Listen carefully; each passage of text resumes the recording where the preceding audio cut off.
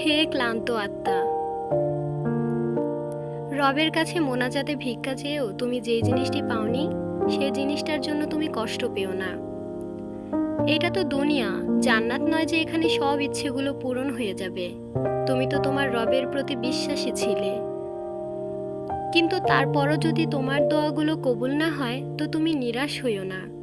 নিশ্চয়ই তোমার রব উত্তম পরিকল্পনাকারী। তুমি যেটা চেয়েছো তার থেকেও তোমার রব তোমাকে উত্তম কিছু দান করবে, নয়তো আখিরাতে দেবে তোমাকে সেই দোয়ার প্রতিদান। তারপরও তোমার রব তোমাকে ফিরিয়ে দিবেন না। হে ক্লান্ত আত্মা, তুমি নিরাশ হইও না। শীঘ্রই এই কষ্টের মুহূর্তগুলো শেষ হবে। শুধু একটু সময় আর একটু ধৈর্য। অতঃপর তোমার রব তোমাকে এত বেশি দান করবেন যে তখন তুমি বলবে, হে রব, আপনাকে ডেকে আমি কখনো ব্যর্থ হই।